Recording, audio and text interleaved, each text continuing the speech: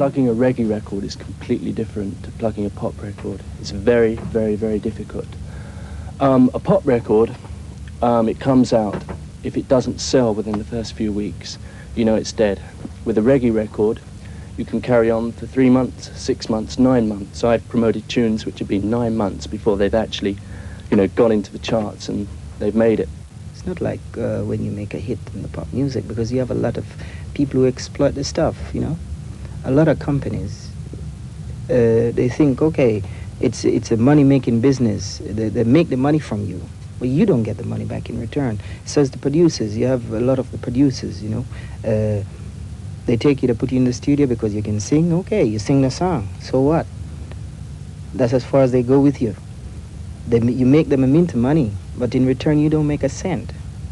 I think basically what it boils down to is the fact in promotion, nobody in the national sense understands reggae. And that's basically the fault. If you came in as a Jamaican with a pop record and it was good, they'd play it.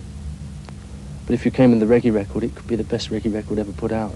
And they don't understand it. That's the problem. It's understanding. It's not being black or white. It's understanding. It's hard like hell. You're lucky if you can buy a bicycle after the day is finished.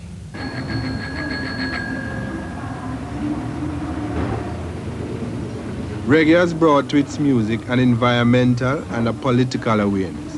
It is basically black music.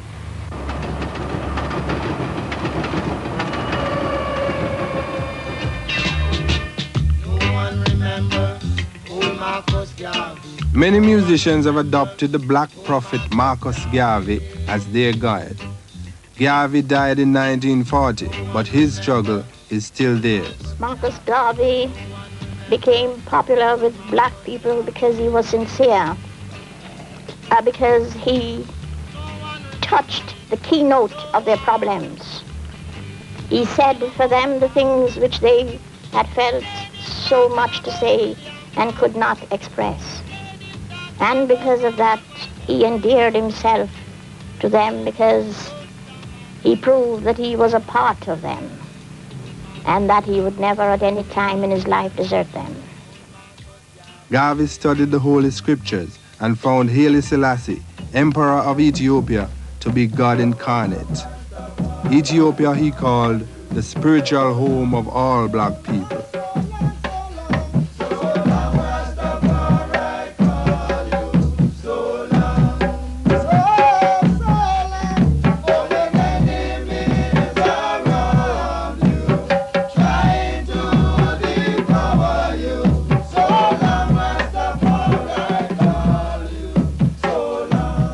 Many reggae singers look on Ethiopia as their home and on Haile Selassie as God, Jah Rastafari.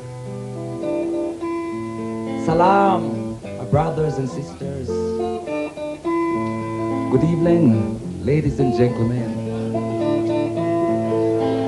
Love to all, whoever you are. From I, Jaman Levi.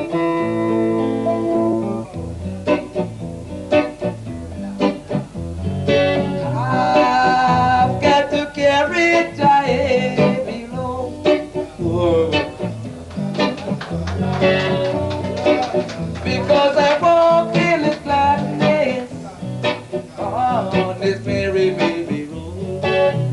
I've got to carry giant below.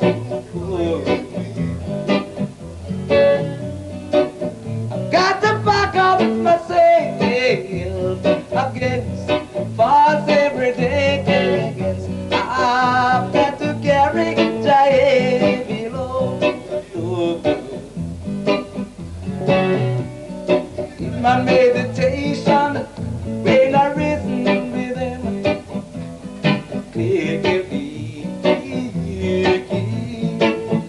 in my visions of dreams, he reasoned with me. I speak with Jesus articulate. Oh, I know what I believe. I believe in truth and right. I have to carry it on.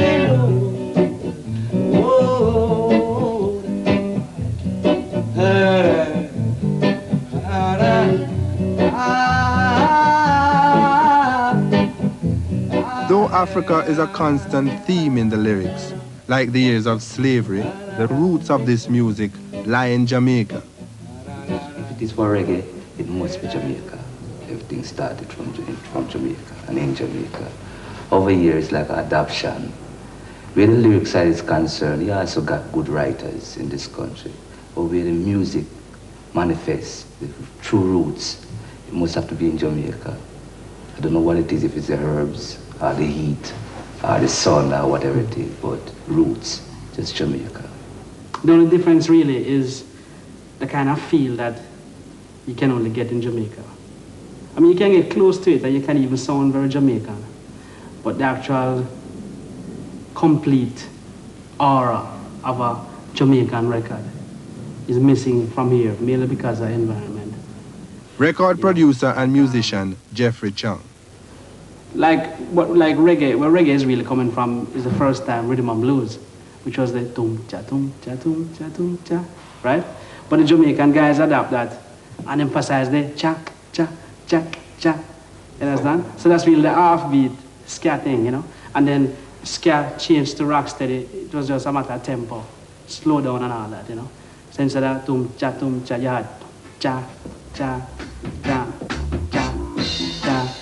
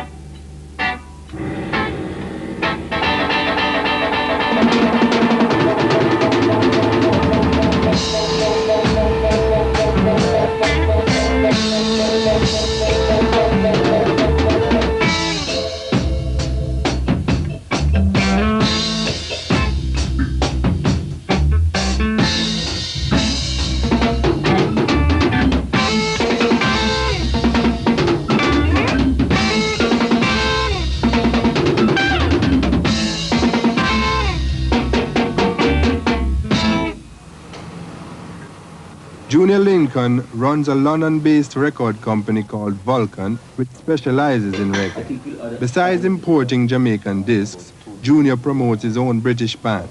I think anywhere a Jamaica group is, it will always, the environment and the condition of the particular country will always come over in their music. Because if I was to explain what Jamaican music or reggae is all about, I think that is what I would say.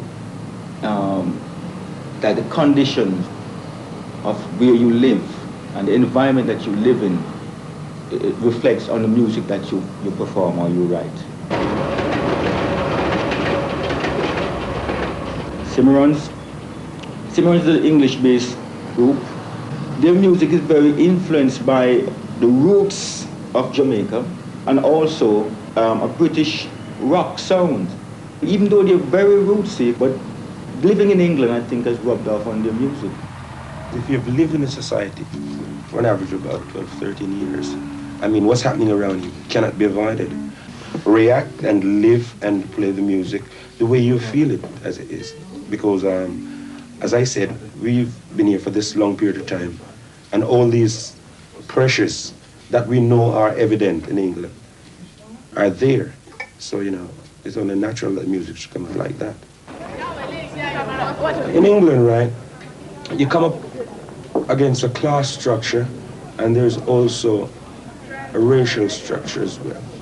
Racial things sticks out much stronger because of the whole color thing. To me, the Asians, the West Indians, all these other immigrants coming in, is an added plus to the English society. And the sooner they realize this, is the better it is, better it will be.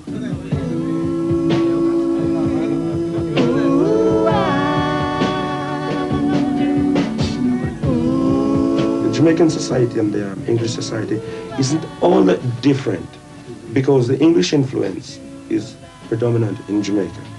But you got this vast amount of waste that's being controlled by a minority, which I think that is bad, because the mass is the one who's suffering eventually. Dim the light, turn the lights down low. Dim the light, let me drill your soul. In 1966, 5 musicians got together in Harlesden, and straight away they were a big hit. They've played on 90% of the reggae music that make in this country. Brothers and sisters, they are here with us tonight. So, put your hands together and give one big round of applause for the dynamic Zima!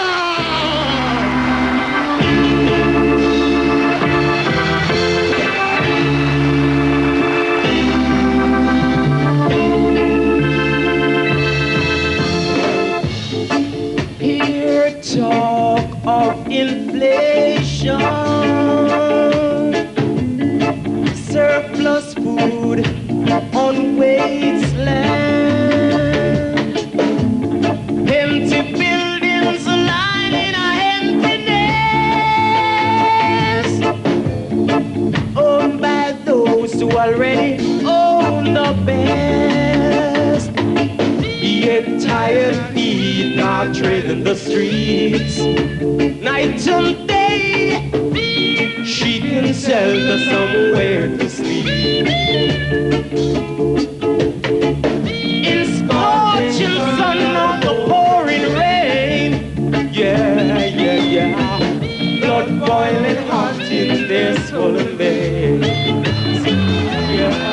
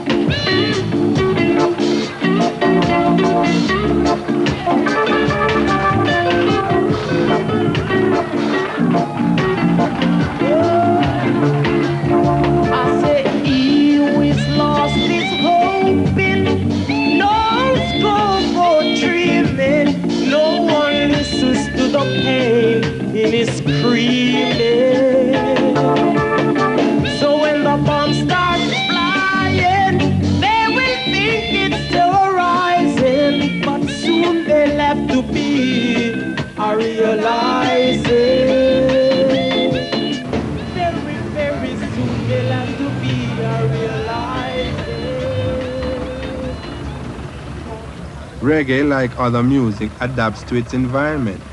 Roots are dug up and relayed. Discotheques now cater for a reggae that's becoming integrated into the mainstream pop music.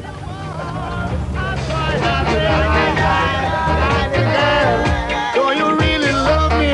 I love you too. But deep down inside of me, you know I really want you.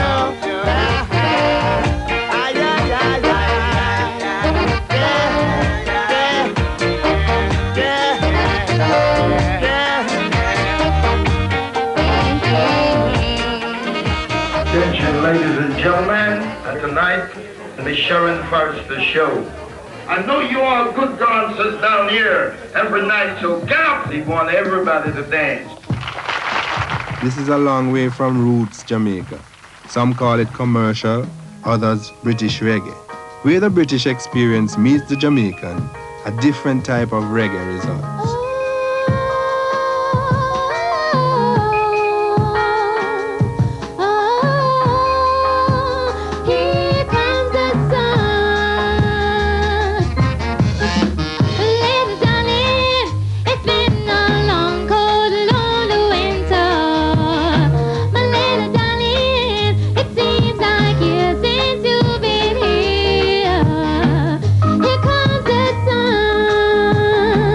Here